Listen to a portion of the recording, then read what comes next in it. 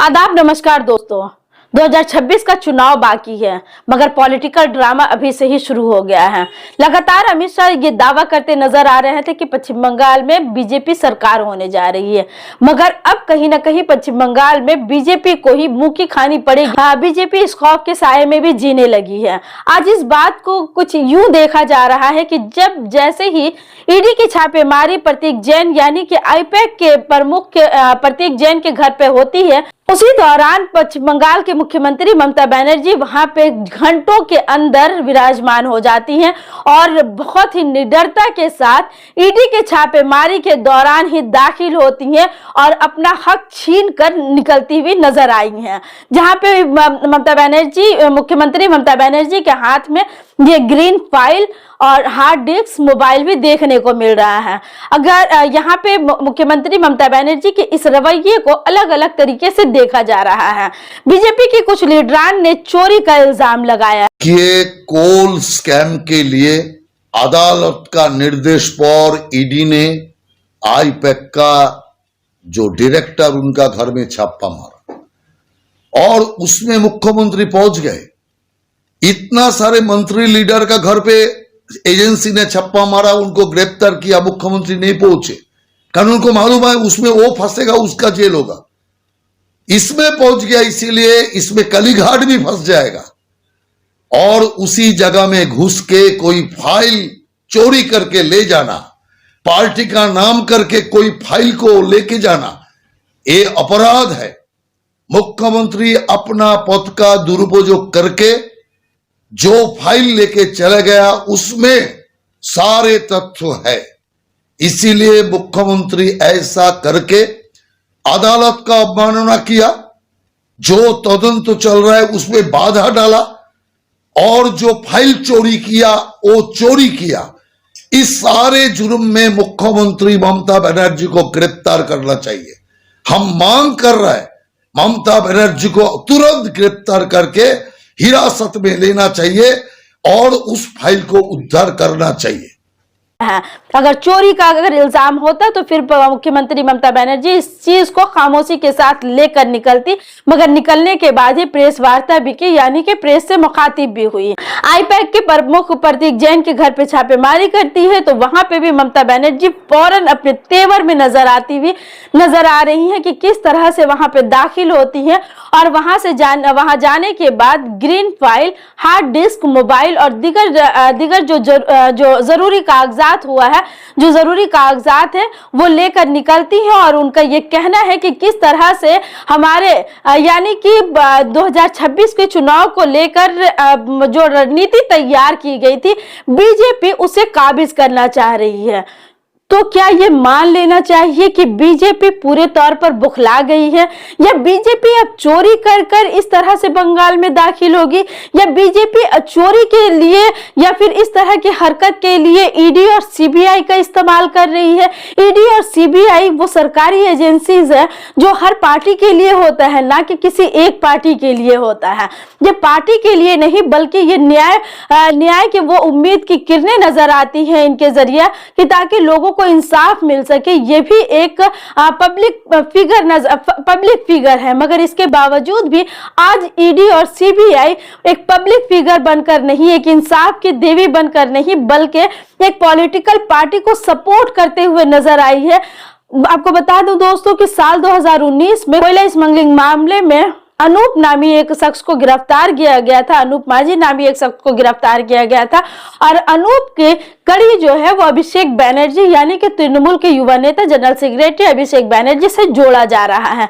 अभिषेक बनर्जी चूंकि आईपैक से जुड़े हुए हैं और आईपैक लगातार ये बात पूरे तौर पर वाजह है कि 2019 से लेकर 2021 और अभी भी आईपैक की टीम जो है वो तृणमूल कांग्रेस के लिए काम करती हुई नजर आई है और तृणमूल कांग्रेस के लिए ही काम कर रही है। ये सभी लोग, ये कोई ढकी छुपी बात नहीं है, मगर ऐसे हालात में जब 2026 का चुनाव होने जा रहा है और कोयला स्मगलिंग के आड़ में इस तरह से आईपैक के दफ्तर में आईपैक के घर पे छापेमारी और इस तरह से डॉक्यूमेंट्स को तब्दील करना, सीएम ममता बनर्जी ने ये इल्जाम लगाया है कि किस तरह से यहाँ से ट्रांसफर भी, डेटा भी कुछ ट्रांसफर किया गया है और कुछ जरूरी चीजें भी ट्रांसफर किया गया है, जिसको हम छानबीन भी करेंगे और ये खामोशी से हम बर्दाश्त नहीं करेंगे। ममता बनर्जी ने साफ तौर पर कह दिया है कि ये अब खामोशी से बर्दाश्त नहीं करेंगे, हमारी खामोशी को हमारी कमजोरी ना समझे। गृह मंत्री यानी कि अमित शाह पर सीधा हमला बोलते हुए कहा है कि प्रधानमंत्री नरेंद्र मोदी जी, आप अपने गृह मंत्री जी को संभालिए, अगर ये पानी अगर सर से ऊपर हुआ तो इसका खामियाजा खुद अब बीजेपी को ही भुगतना पड़ेगा। चुनाव का स्ट्रैटेजी पूरा छीन के लिया, एक क्राइम है। अगर आप हमारे साथ लड़ने नहीं सकते हैं तो अब क्यों हम बंगाल में आते हैं? आप हिम्मत से काम लो, आप लोकतंत्र पुलिस प्रोसेस में जीतो। आप एजेंसी लगा के हमारा पेपर लूट करते हैं, करते लूट बोलते झूठ, हमारा पेपर लूट करते हैं, हमारा स्ट्रैटेजी लूट करते हैं, हमारा डेटा लूट करते हैं, हमारा वोटर लूट करते हैं, हमारा बंगाल को लूट करते हैं, हमारा भाषा को लूट करते हैं। क्या है आप लोगों के लिए भविष्य? इससे और भी खराब होगा। जितना भी सीट आपको मिलना चाहिए था, इससे तो अब जीरो में आ जाएगा। I am sorry mister Amit Shah and mister prime minister, please control your home minister. मैंने जो सुना उसका फॉरेंसिक टीम आया था, उन्होंने ट्रांसफर कुछ किया, लेकिन क्या वो बोलता है अभी जो है, ये बोलता है नहीं हम नहीं किया, लेकिन हम देखता है हमारा हार्ड डिस्क ले लिया, हमारा फाइनेंशियल पेपर ले लिया, हमारा पॉलिटिकल पेपर ले लिया। फाइनेंशियल पेपर हमारा जो पॉलिटिकली रिलेटेड है, ये हम इनकम टैक्स में सबमिट करते हैं। This a political system. हमारा बैंक अकाउंट है, सब कुछ है। इसका बाद में भी बीजेपी इतना बड़ा डाकू है जिसका पास एक भी पैसा नहीं था, अभी हजारों हजारों लाखों करोड़ का संपत्ति हुआ है। एक आदमी को तो सीबीआई ने नहीं पकड़ा, ईडी नहीं पकड़ा। बंगाल में तो इसको इतना गद्दार है, जो बड़ा बड़ा डाकत है, एक का खिलाफ में कोई सीबीआई नहीं हुआ। इवन जो शांतनु ठाकुर है, जो कलकत्ता में एक आदमी पकड़ गया है कोई केस पे, उन्होंने तो उसका नाम लिया, उसका बाद में भी ईडी ने नहीं पकड़ाया। क्यों? वो बीजेपी करता है। गद्दार का खिलाफ में कितना केस है, इसका बहुत सारे नेता है जिसको हम नाम बता सकती हूँ, लेकिन हम काटी से मेंटेन करते हैं। इसका मतलब नहीं होता है আমি সৌজন্যতা দেখাবো, চুপচাপ থাকবো, সব সহ্য করে নেব, এটা আমার দুর্বলতা নয়। We are gentle, we are sober, we are cultural people. Bengal is the capital culture of India. लेकिन हमको अगर आप जलन देगा, आप अगर हमारा सब लूट कर लेगा, चीटिंग कर लेगा, छीन के लेगा, चुरा के लेगा, तो हम इसको कभी डाइजेस्ट नहीं कर पाएंगे।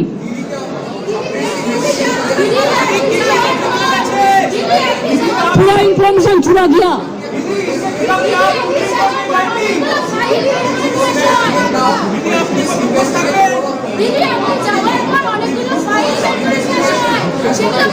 मैं क्या करेंगे मैं अभी नहीं बता सकती हूँ।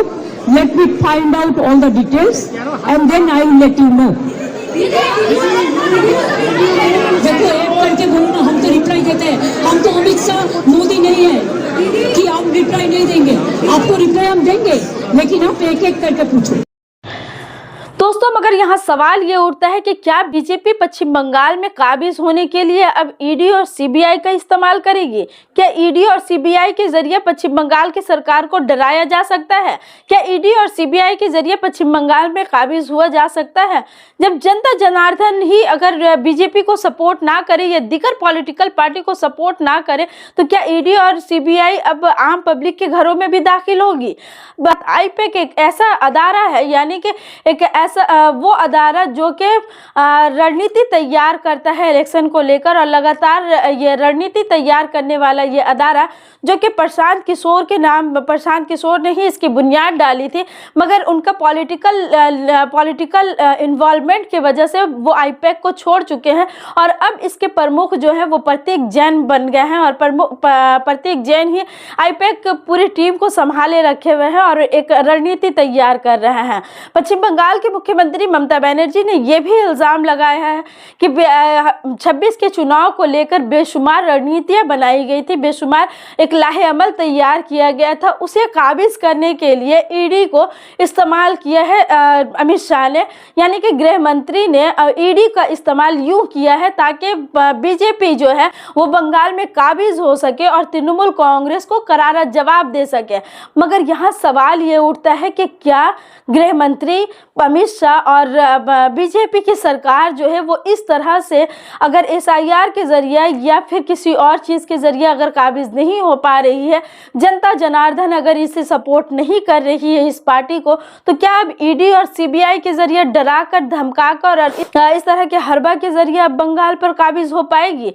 वहीं ईडी ने भी ट्वीट करते हुए कहा है कि ये कोयला स्मगलिंग मामले को लेकर है, ना कि जिस तरह से ब्लेम लगाया जा रहा है कि हम किसी पॉलिटिकल पार्टी को सपोर्ट करने के लिए या किसी भी पॉलिटिकल पार्टी के अगेंस्ट में नहीं किए हैं, बल्कि कोयला स्मगलिंग यानी कि कोयला स्मगलिंग और कोयला लॉन्ड्रिंग मामले को लेकर के ये छापेमारी की थी। और ईडी का ये बचकाना बयान अब न सिर्फ पॉलिटिकल पार्टी बल्कि बंगाल के जनता को भी कहीं ना कहीं खटकता हुआ नजर आ रहा है। ये बात तो साफ हो रहा है कि 2019 का जो मामला कोयला स्मगलिंग में था उसमें कहीं भी आईपैक कहीं भी खड़ी नजर नहीं आई थी और ना ही आईपैक का कहीं नाम आया था, मगर चूंकि अब चंद ही महीने पश्चिम बंगाल में इलेक्शन का बाकी है और ऐसे में आईपैक को हैरेसमेंट करना, यानी कि आईपैक को हैरेसमेंट करने का मतलब है ममता सरकार को हैरेसमेंट करना और ममता सरकार को गिराने की कोशिश करना। ये कहाँ तक सही हो रहा है? तृणमूल कांग्रेस ने इन तमाम चीजों पर भी सवाल उठाया है। टीएमसी एमपी महुआ मोइत्रा ने भी ट्वीट करते हुए कहा है कि अमित शाह को इसका जवाब देना पड़ेगा और अमित शाह को इसका खामियाजा भी भुगतना पड़ेगा। बीजेपी डराव और धमकाव के जरिए बंगाल को डरा और धमका नहीं सकती है। Hello, this is Mahua Moitra, Member of Parliament Lok Sabha from the All India Trinamool Congress. What we have seen today is a case of political burglary, of political espionage carried out by the Enforcement Directorate on behalf of their masters, the BJP. Our Chief Minister, our head of our party, Honorable Srimati Mamata Banerjee, is fully justified in protecting the property of the party. The Enforcement Directorate is raiding the offices of Prateek Jain and of IPAC on the pretext of getting information of a 10-year-old scam. Do you think there is going to be any information relating to any 10-year-old scam on the electronic devices of Prateek Jain? What will be there on those devices, on the laptops of IPAC, on the information of IPAC is going to be the election strategy and contemporaneous data of the TMC, which the ED was to politically burgle. Mamata Banerjee, as head of our party, is a tigress, and she has gone in and retrieved what is our property, what is our party's political property and political asset. The law fully allows you, if a robbery is going on, it fully allows you to go and to slew whatever is required to stop your belongings from being robbed, and that is what Mamata Banerjee was doing, which is protecting the property of our party, protecting the political strategy, protecting our candidate list, protecting our documents, which the ED had no business going in and trying to get on behalf of the BJP. This is political burglary, this is political espionage.